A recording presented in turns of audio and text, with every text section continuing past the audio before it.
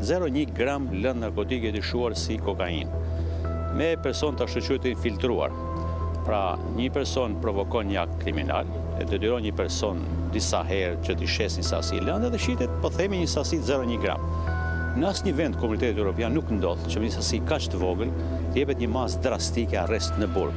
Është jashtëzakonisht e rëndë situata, nuk duhet kursesi të saktohet vetëm masë sigurimi arrest në burg, pra para burgim me masë sigurimi arrest në burg. Pas janë dhe mosha 3, janë 28 persona të arrestuar me sasira të tilla 0,1, 0,2, 0,3 gram, që nuk është një praktike tillë të atyre vendeve që ne shpresojmë dhe mendojmë të aderojmë.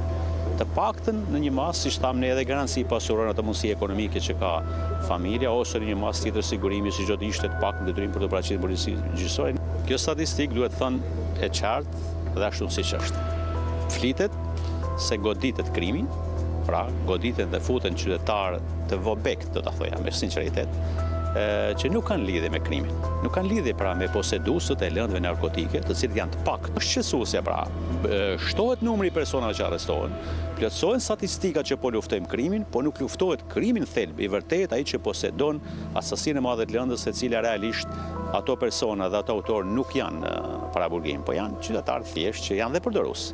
Mos harrojmë se fenomeni i përdorimit të lëndës narkotike është vend shumë i rëndë, që shkakton një gjendje shumë të rëndë tek personat dhe familja, por jo nuk do të thotë që të merret vetëm arrest në burg. Pra do të shihet gjithmonë mendoj unë lloji, sasia dhe përsëritja, nëse është përsëris.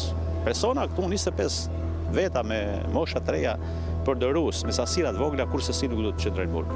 Të shkeljes rregullave të çarkullimit rrugor, masa jepet arrest në burg, ku realisht familja e viktimës e ka falur personin që ka bërë aksidentin. Kurse si, moshën 19 vjeç, 20 vjeç, ose jepen dënime të ashpra, shumë të ashpra.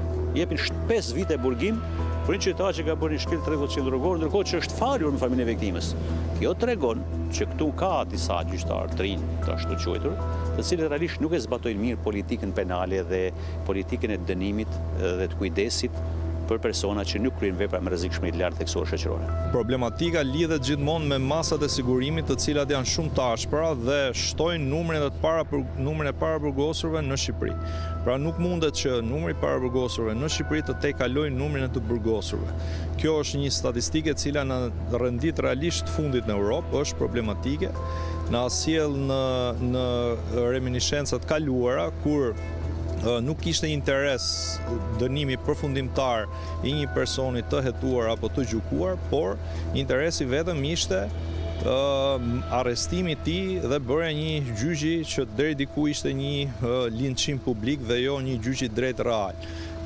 Vazhdon prokuroria e jurisdiksionit përgjithshëm kryesisht me masa shtrënguese shumë të rënda, pra duke mos respektuar vetë kodin e procedurës penale, dhe kjo sjell që të kemi këtë statistikë, pra më tepër persona të paraburgosur në Shqipëri se sa persona të burgosur.